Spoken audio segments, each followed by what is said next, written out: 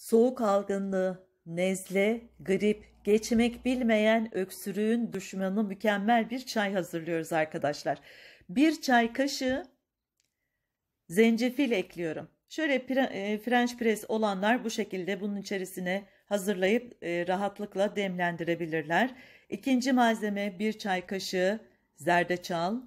Gördüğünüz gibi tüm malzemeler hem bağışıklık güçlendiriyor hem de aynı zamanda bize daha da sağlıklı bir etki sunuyor.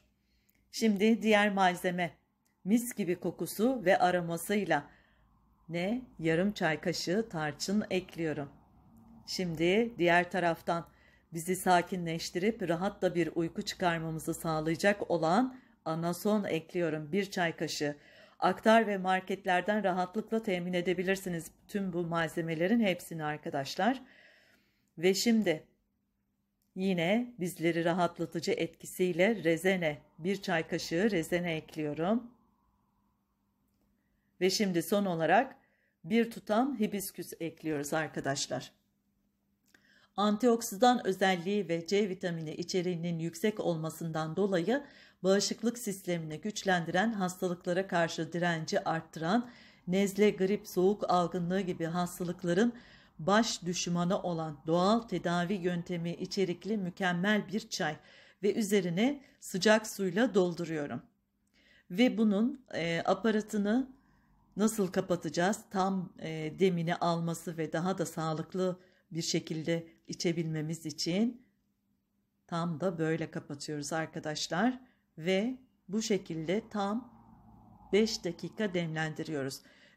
Bu aparat olmayan arkadaşlar bir su bardağının içerisine tüm bu malzemeleri koyup üzerine 250 ml kaynar su ekleyip ve ağzını bardağın sıkıca kapatıp bir çay tabağı koyabilirsiniz ya da bir plastik bir kapla da kapatabilirsiniz.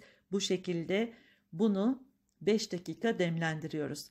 5 dakika demini aldıktan sonra bunu süzüp direkt olarak içebilirsiniz. Ben süzüp direkt olarak içiyorum ama dileyenler içerisine bir tatlı kaşığı taze sıkılmış limon suyu ekleyebilir ya da bir çay kaşığı kadar bal ekleyip o şekilde tatlandırıp içebilirler. Tadı gerçekten güzel arkadaşlar. Hepsinden ötesi mükemmel bir antioksidan, yani vücut hastalıklarına karşı bizim direncimizi artırıcı etkisi bulunuyor ve aynı zamanda o geçmek bilmeyen gıcıklığı, kuru öksürüğü, göğüs ağrılarını da ortadan kaldırıyor. Bakın demini aldım, mükemmel de bir rengi oldu ve mis gibi de bir kokusu var. Bu soğuk kış günlerinde bizim en büyük yardımcımız bu olacak arkadaşlar. Şimdi bunu nasıl içiyoruz? Akşamları yapmanızı öneriyorum ben. Şöyle hem rahat da bir uyku çıkartırsınız hem de gece ter atacağınız için var olan hastalığınızda kısa sürede atlatmanızı sağlayıcı etkisi bulunuyor. Haftada en fazla 2 kere içilir bu. Çok küçük yaştaki çocuklar bunu kullanamazlar.